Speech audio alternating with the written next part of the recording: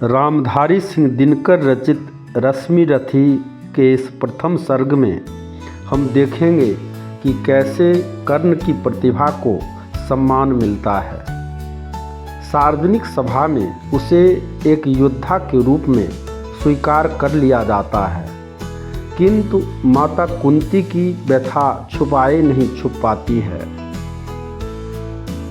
कर्ण हत प्रभ हुआ तनिक, मन ही मन कुछ भरमाया, सह न सका अन्याय, सुयोधन बढ़कर आगे आया। बोला बड़ा पाप है करना इस प्रकार अपमान, उस नर का जो दीप रहा हो सचमुच सूर्य समान। मूल जानना बड़ा कठिन है नदियों का वीरों का, धनुष छोड़कर और गोत्र क्या होता रणधीरों का। पाते हैं सम्मान तपोबल से भूतल पर सूर, जाति जाति का शोर मचाते केवल कायर क्रूर। करना क्या अपमान ठीक है इस अनमोल रतन का, मानवता की इस विभूति का, धरती के इस धन का। बिना राज्य यदि नहीं वीरता का इसको अधिकार, तो मेरी यह खुली घोषणा सुने सकल संसार। अंग देश का मुकुट कर्ण के मस्तक पर धरता हूँ, एक राज्य इस महावीर के हित अर्पित करता हूँ।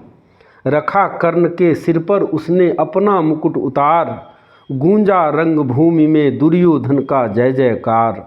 कर्ण चकित रह गया सुयोधन की इस परम कृपा से, फूट पड़ा मारे कृतज्ञता के भर उसे भुजा से।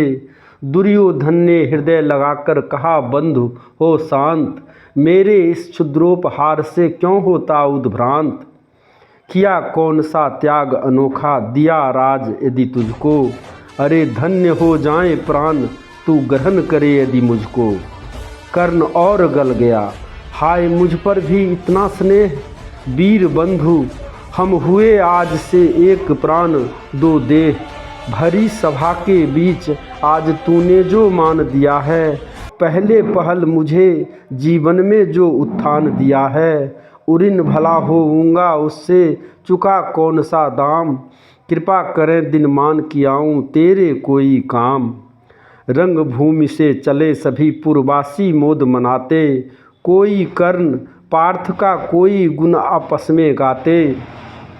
सबसे अलग चले अर्जुन को लिए हुए गुरुद्रोण, कहते हुए पार्थ पहुँचा यह राह नया फिर कौन।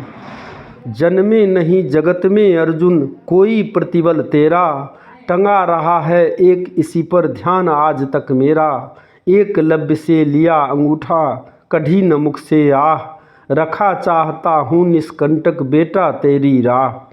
मगर आज जो कुछ देखा उससे धीरज हिलता है, मुझे कर्ण में चरम वीरता का लक्षण मिलता है।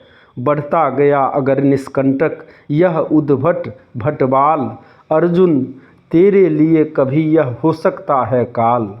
रंग भूमि से लिए कर्ण को कौरव शंख बजाते, चले झूमते हुए खुशी में गाते मौज मनाते। कंचन के युग शैल शिखर सम सुगठित, सुघर सुवर्ण गल बाहीं दे चले परस्पर दुर्योधन और कर्ण। और हाय रनिवास चला वापस जब राजभवन को, सबके पीछे चली एक विकला मसोमती मन को। उजर गए हो स्वप्न कि जैसे हार गई हो दांव, नहीं उठाए भी उठ पाते थे कुंती के पांव। रश्मिरथी के इस प्रथम सर्ग में सार्वजनिक सभा में दुर्योधन ने कर्ण को अंग प्रदेश प्रदान कर राजत्व प्रदान कर दिया। अब वह अंगराज कर्ण बन गया था। दुर्योधन की इस परम कृपा से अभिभूत होकर कर्ण ने उसको अटूट दोस्ती का वचन दिया। उधर गुरुद्रोण कर्ण की प्रतिभा से भयभीत होकर अर्जुन को आगाह करते हुए कहते हैं कि मैंने तो एकलव्य जैसे अप्रतिम प्रतिभा को तुम्हारे रास्ते से हटाने का सफल प्रयास किया। इस शूरवीर से निपटने का कोई उपाय सोच रहा हूँ, किंतु तुम्हें भी इस अपराजय योद्धा से सावधान रहने की ज़रूरत है। सभा से घर लौटते हुए कुंती सबसे पीछे चल रही थी। जो वास्तव में अर्जुन और कर्ण दोनों की माँ थी। बेचारी कुंती, उसके पांव आगे ही नहीं बढ़ पा रहे थे। वह क्या करे नहीं करे की दशा में रथ तक पहुँचने में भी असमर्थ हो रही थी। आगे रश्मिरथी के द्वितीय सर्ग में हम कर्ण के संघर्ष की गाथा के क्रम में महेंद्रगिरी पर्वत पर एकाकी जीवन व्यतीत करने वाले गुरु परशुराम से उसके संबंधों के बारे में जानेंगे। धन्यवाद।